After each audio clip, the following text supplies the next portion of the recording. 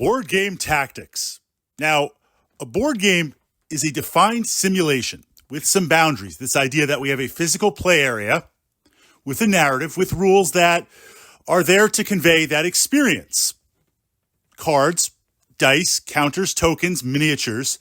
This idea that, unlike a role-playing game where the players have essentially unlimited choices that are resolved by the rules, layered over by the dungeon master or the game master, with a board game, that experience of resolving challenges, resolving rules, but keeping open play is a lot less defined. It's finite. Now, this is not a criticism. What we're doing here is we're stepping back and looking at this idea that while there are different types of board games, there are different board game experiences, they all kind of share a similar DNA, a similar set of base rules. And if we can identify these rules, if we can identify this tactica, then that increases, there's a duality. If I'm playing against other players, that increases my win rate. That increases my chances of doing well and winning the board game. If it's a co-op board game, which I love playing with my board game friends, then look, we're working together as a team. We need all the tactica that we can. There's also an understanding that if you're part of a board gaming club or a board gaming group, we all have titles. We all have games that we like to play over and over again. And again, this could be cooperative or this could be narrative. This could be a competitive board game. But there are going to be times where you sit down to play a board game for the first time and you want to do well. That experience is brand new. We don't have playthroughs to fall back on, but we do have this kind of, again, this genesis, this DNA, this engine under the hood of board game tactica, similarities, action points that if we can identify, we can use. All right, we've got that framework. What we're going to look at here is the use of cards in a board game. Cards, what you'll see, depending on the board game, might be resources, might be events, might be encounters. Essentially, you draw a card and you're going to use it or resolve it. And cards are great because you can break down the different aspects of the board game, the different narrative, the different tactics, different areas. They're a well-used medium. If we think about board games, most of them involve cards to some extent. Some a lot, some a little. Now, within there, what we're looking to do at the start of the game, that deck of cards is at its strength. It has all of its possibilities. Nothing has been drawn yet. As the game continues, as it progresses, regardless of if the players are doing well or not, that card pool is going to decrease. Now, there's this idea of randomness. The cards, they're shuffled up. They're random. You don't really know the type of cards that you're going to get. And you want to make a certain decision of actions, if it's a competitive game or a narrative game or a cooperative game, based on what you think you might want to pull. Now, I'm going to sidebar for a moment.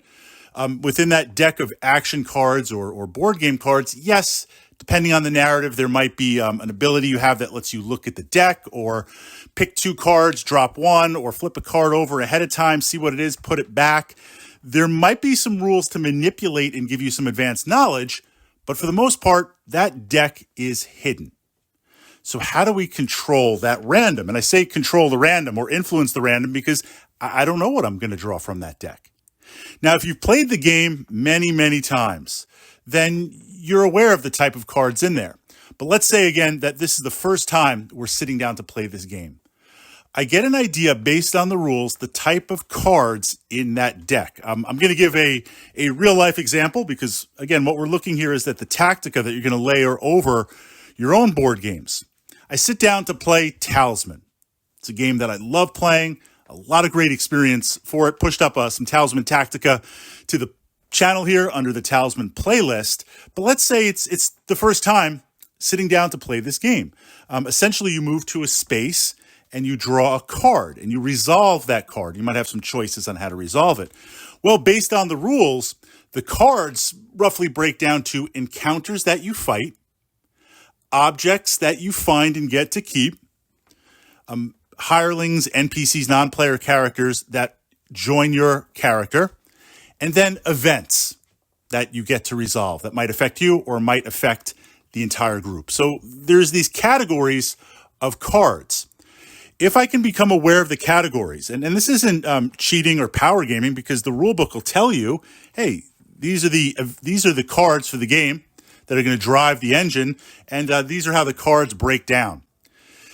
Then what I'm going to start doing is being aware as the game goes on what cards are drawn. Now, I'm not going to count them exactly, although some players do, but the example being, if we're through the first part of the game and most of the cards that were drawn from that deck, unscientific study, are encounters fighting monsters, then that means a lot of those have been resolved and the deck is more favorable to picking up objects or events.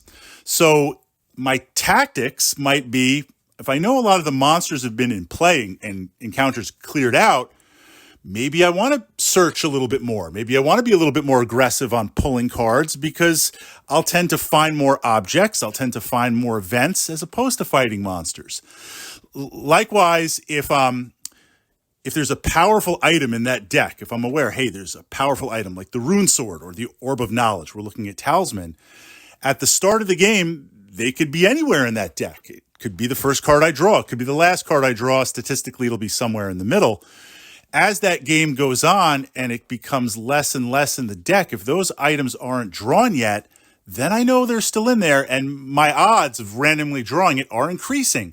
So maybe my strategy switches to, hey, I want to draw as many cards as possible, because I know the deck is getting smaller and smaller, and no one's drawn the Rune Sword yet. No one's drawn the Orb of Prophecy yet. No one's drawn the Belt of Strength yet. So let's just land on spaces where I draw 2 cards. Let's use abilities or potions or spells that draw cards. Let's pull them out.